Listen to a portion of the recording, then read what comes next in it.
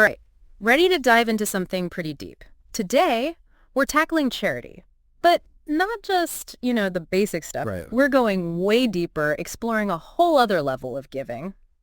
And our guide for this, none other than Allan Kardec. Oh, Kardec. Fascinating. His book, The Gospel According to the Spirit, is, well, let's just say it's not your typical self-help book. No, not at all. I mean, this is a guy who believed in communicating with spirits through mediums.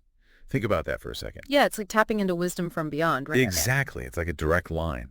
And that's what makes his perspective on charity so unique. Totally. It's not just about writing a check or donating old clothes. It's so much more than that. He's talking about a whole other dimension of charity, one that includes morality and even spirituality. It's about why we give. Absolutely. The intention behind it. It's not just the what, it's the why. Exactly.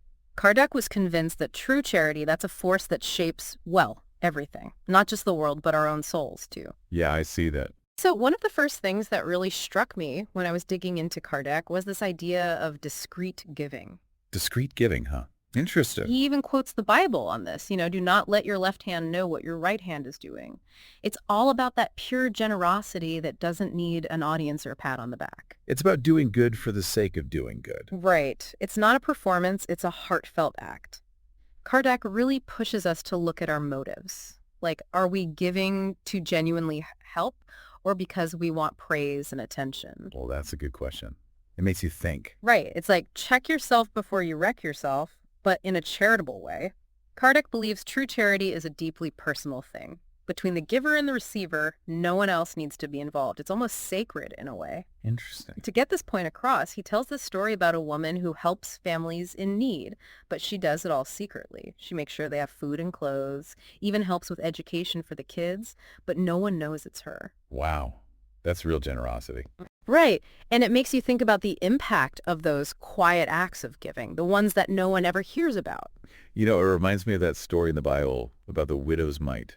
Hmm. Remember, she gave like a tiny amount, but it was all she had. Oh, yeah, that's a powerful story. It really highlights that it's not about the amount, it's about the spirit behind the giving. Totally. And that leads us to another thing that Kardec talks about, moral charity. Moral charity, I'm not sure I've heard that term before. Yeah, it's fascinating. It's like this whole other level of giving that we often overlook. Okay, I'm listening. So in the Gospel According to the Spirit, Kardec includes wisdom from different spirits who spoke through mediums. And one of them, a spirit named Rosalie, describes moral charity as patience, understanding, forgiveness, and offering encouragement. Kind of like the building blocks of good relationships and community. So it's about those everyday acts of kindness, the little things that we often take for granted. Yeah, exactly. Like, think about how often we're quick to judge or interrupt someone instead of really listening. Well, I'm guilty of that. Me too. But Rosalie even says that listening to someone's opinion, even if you disagree, can be an act of charity. It's about respecting other people's perspectives and trying to understand where they're coming from. Never thought of it that way. But that makes a lot of sense. It's like opening yourself up to a different viewpoint. Right. And that open-heartedness, that's the foundation for true connection and understanding. It's like compassion opens the door to a whole new level of giving. It does, doesn't it? Mm. So are you saying that these acts of moral charity, that they're somehow connected to our spiritual growth? That's exactly what Kardec is getting at. He even quotes another spirit, Adolphe, who basically says that being good to others, doing good for others, that's a straight path to real lasting joy. Oh, I like that. Doing good brings joy. Yeah, and Adolphe talks about finding joy in seeing ourselves in others and recognizing that their suffering is our suffering. Like, we're all connected. We're all part of this human family. I see that. So it's not just about doing good deeds. It's about feeling that connection, that shared humanity. Right. And recognizing that interconnectedness is so key. And it leads us to another point that Kardec makes, which is that giving can take so many forms. Okay, so we're not just talking about donating money. No, not at all. To illustrate this, Kardec introduces us to another spirit, this time named Caritas. Caritas. Appropriate. Right. And Caritas talks about all sorts of ways to be charitable. It could be sewing clothes for people who need them, offering your time to help out, saying a kind word, even just forgiving a friend. So it's really about sharing whatever we have to offer, whether it's time, skills, or even just a kind word. Exactly. Caritas even tells a story about a group of women who get together to sew clothes for the poor to prepare for winter. A sewing circle with a purpose. I love that image. They weren't rich philanthropists, they were just ordinary women using their skills to meet a need. That's beautiful. Yeah. What struck you most about that story? I think it's a reminder that small acts of giving, even if they seem insignificant, can make a real difference. And they can inspire others to do the same. Yeah, and that ripple effect is so powerful. Kardec really emphasizes that this kind of giving, it's far more meaningful than just like throwing money at a problem. Right. It's about connecting with people, recognizing their humanity. Exactly. And he actually says that just handing out money can be humiliating. It's about creating a genuine connection, a shared experience, not just a transaction. It's about recognizing the inherent worth of every person. I love that. But okay, this is where it gets really interesting. Kardec tells this story about two men who have bags of good deeds. One guy, he has this huge bag overflowing with grand gestures. The other, he's got a small bag, but it's full of little sacrifices. And guess what? The small bag weighs more. You got it. The small bag actually outweighs the big one. Wow. I guess that's a metaphor for the power of selfless giving. It's not about the size of the deed, it's about the intention behind it. Exactly. It's those little acts of kindness, the sacrifices we make for others without expecting anything in return. Those are the ones that really count. And here's the thing, Kardec says that everyone can be charitable. Everyone. But what about people who don't have much to give? Well, he quotes the spirit named Jean who says, all of you can give. Whatever God may have given you, you owe part of it to those who lack what is necessary. It's a powerful message. It is. It's like saying that charity isn't just for the wealthy or the privileged. Everyone has something to offer. Right. He gives all sorts of examples. Rich women sewing clothes, laborers donating their time, artists using their talents to help others. So it's about finding what you have to give and giving it freely. Exactly. It's about recognizing that every contribution, no matter how small, can create these heavenly treasures. Heavenly treasures. I like that.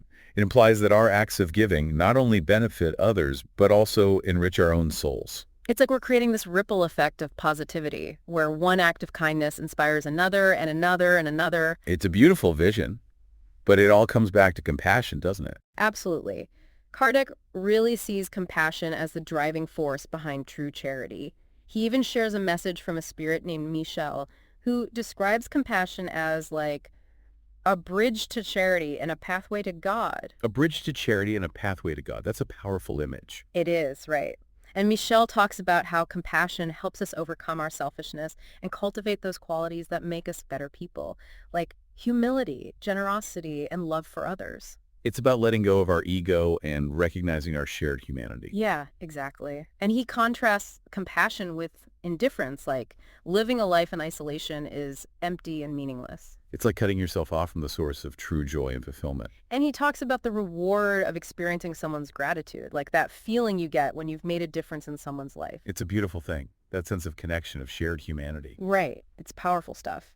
And it leads us to another really poignant point that Kardec makes. The call to care for orphans. Oh, that's a tough one. Orphans are so vulnerable. Exactly. Kardec shares a message from a spirit who's pleading for people to care for abandoned children. He talks about the deep sadness of being alone, especially when you're so young and helpless. It's heartbreaking to think about. I know.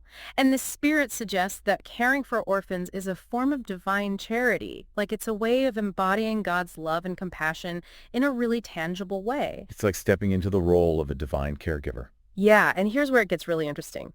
Kardec connects this idea of caring for orphans to the concept of interconnectedness across lifetimes. Across lifetimes. Yeah. Okay, now you've got my attention. I know, right? It's mind-blowing. Hmm. He suggests that the orphan you care for in this life might have been someone close to you in a past life, like a family member or a friend. Wow.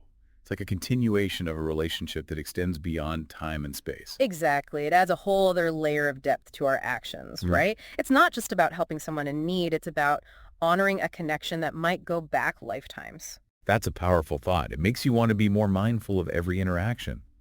But what about those times when our good deeds aren't appreciated?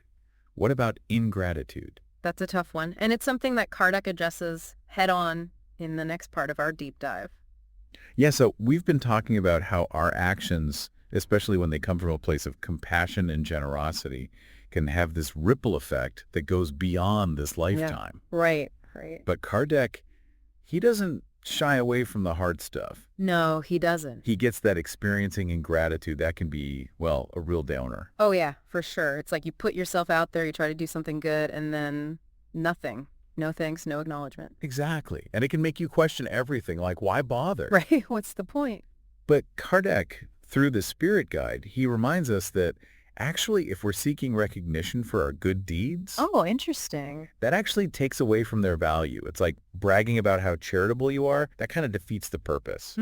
I see that. True charity, he says, it's about giving freely without expecting anything in return. Okay, but that's tough, isn't it? Oh, it is. Especially in a world where, we're constantly bombarded with messages about, like, getting what we deserve. You know what I mean? Yeah. It's like we're programmed to expect something back, a return on our investment, even when it comes to kindness. Right. It's like, what's in it for me? Exactly. But the Spirit Guide, he even suggests that God might test our commitment to doing good by letting us experience ingratitude. Oh, wow. That's kind of a radical idea. It is. It's a challenge, for sure. But it's a reminder that real charity, it's not about getting praise or a thank you. Yeah. It's about acting from that pure love and compassion, even when it's hard. Yeah, even when it hurts. Right. It's almost like those moments of ingratitude. Those are opportunities for us to check our motives. Yeah, like, why am I really doing this? Exactly. Are we giving because we genuinely care? Or are we looking for validation, a pat on the back? Right, right. It's easy to get caught up in that. But then the Spirit Guide, he throws in this other wild idea. Okay, I'm intrigued. He says that those acts of kindness, the ones that seem to be forgotten, Yeah. those can actually bear fruit later. Later, like down the line? He even says potentially in future lifetimes. Whoa, okay. Hold on a second. So you're saying that even if someone doesn't thank me in this lifetime, it might come back to me in a future one. It's a possibility, according to the Spirit Guide. It's like this cosmic game of karmic catch-up, Yeah. What goes around comes around. I kind of love that idea. It's like you never know how your kindness might come back to you. It definitely makes you think twice about every interaction, doesn't it? It does. It's like suddenly every little thing matters. And then Kardec, he takes us even further down this rabbit hole.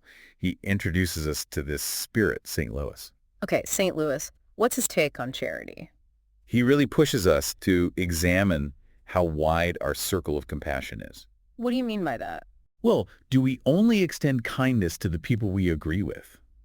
The people who share our beliefs, our values, our politics? Yeah, I get that. Or can we embrace a more expansive view of charity, one that goes beyond those boundaries? So you're saying it's not just about helping people in our own tribe, but about helping anyone in need, regardless of like where they come from or what they believe. Exactly. St. Louis argues that true beneficence, that genuine desire to do good, it shouldn't be limited by those differences. Okay, I can see that. But that's hard, isn't it? It is, especially in a world that feels so divided. Right. But St. Louis, he even asked this question like, would a true Christian Oh, interesting. turn away someone in need just because they have different beliefs? That's a challenging question. It really Is- makes you examine your own biases. Yeah, like, am I really living up to the ideal of loving my neighbor as myself? Right. Or are we just drawing lines in the sand based on our differences? It's so easy to fall into that trap. It is. But St. Louis, he's calling us to something higher. He's saying, recognize the inherent worth of every human being, regardless of their beliefs or their background. Yeah, it's about embracing that universal brotherhood that Kardec talks about. Exactly. It's about transcending those divisions and seeing everyone as part of the human family. It's like he's calling for this, like, revolution of compassion. The revolution of compassion. I love that. It's like a world where we prioritize helping those in need Yes. over clinging to our ideologies and beliefs. And that's the kind of transformative thinking that this deep dive into Kardec's work inspires, It does. It really makes you think about how we can create a more just and compassionate world. It starts with each of us, doesn't it? It does. So let's recap for a second. We've been talking about Kardec's vision of charity Right. and how it goes way beyond just donating money or things. Yeah, it's about so much more than that. It's about compassion, forgiveness, understanding, and recognizing the value of every individual. Even those who might be different from us. Exactly. It's about those small acts of kindness, the willingness to listen, Yeah. to offer a helping hand without expecting anything in return, Right. and even to forgive those who've wronged us. It's about breaking down those barriers and seeing the humanity in everyone. And maybe, most importantly, it's about recognizing that interconnectedness not just in this life, Right. but possibly across multiple lifetimes. It's a mind-bending idea, isn't it? It is, but this whole deep dive, it's really opened my eyes to a whole new way of thinking about charity. Me too. And I think it has the potential to really change the world. I agree, but the real question is where do we go from here? That's a good question. How do we take these ideas and put them into practice? That's what I'm wondering. How do we actually live out these principles in a world that often feels so selfish and divided? It's a lot to take in, isn't it? This whole idea of charity extending beyond this lifetime. It is. It kind of makes you reevaluate everything. Right.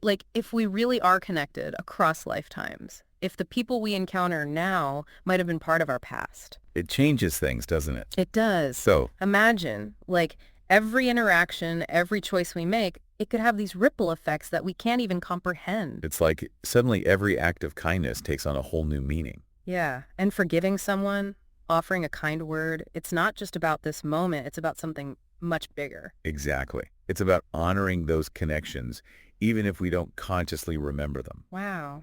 It makes you want to be so much more mindful of how you treat people. Doesn't it? It's Well- like we're all playing this cosmic game, and the stakes are incredibly high. I love that analogy, the cosmic game. It really puts things into perspective. It makes you think, doesn't it? Mhm. What kind of player do you want to be? Right. Do you want to be the one who's hoarding all the good deeds, or do you want to be the one who's spreading kindness and compassion wherever you go? It's like Kardec is saying, don't just play the game, play it with heart, play it with intention. And that intention that ripples out, it touches everything. It does. It becomes part of this grand tapestry of interconnectedness, wouldn't you say? I love that image, the tapestry. It's like every act of kindness, every moment of forgiveness, it's all woven together, creating this beautiful, intricate work of art. And our choices, they matter. They become threads in that tapestry. So it's not just about what we do in this life. It's about the legacy we leave behind, the energy we put out into the world. Exactly. And that energy, it can have a profound impact, not just on this lifetime, but on countless others. It's inspiring and a little bit overwhelming to think about. It is, but I think that's the beauty of it. It reminds us that we're part of something much bigger than ourselves. And that even the smallest acts of kindness can have a ripple effect that extends far beyond what we can imagine. Exactly. And I think that's what Kardec ultimately wanted us to understand. True charity. It's not about following rules or checking boxes. It's about cultivating a certain way of being in the world. It's about compassion, interconnectedness, and understanding that our actions have consequences that go way beyond what we can see. This whole deep dive has been a real eye-opener for me. I mean, we started by talking about Kardec's unique take on charity. Right. This idea of discreet giving, moral charity, all the different forms that giving can take. And then we explored the challenges, like dealing with ingratitude. Right, and the possibility that our actions might have consequences that echo across lifetimes. It's a lot to wrap your head around. It is. But ultimately, it's about expanding our circle of compassion, embracing everyone, regardless of their beliefs or differences. And recognizing that we're all connected in ways that we might not fully understand. It's a beautiful vision, and it's one that I think we can all strive for. I agree. It's a vision that has the power to transform not just our individual lives, but the world as a whole. And I think that's a great place to leave it for today. It is. But I want to leave you with this thought. Take some time to reflect on what we've discussed. How can you incorporate these ideas into your own life? Right. How can we all be more intentional, more compassionate, more aware of that interconnectedness? Because even the smallest act of kindness can make a difference. It can plant a seed that might blossom for lifetimes to come. I love that. Thank you so much for taking us on this deep dive into the world of Allan Kardec and his incredible perspective on charity. It's been my pleasure. And to everyone listening, keep exploring, keep learning, and keep choosing kindness.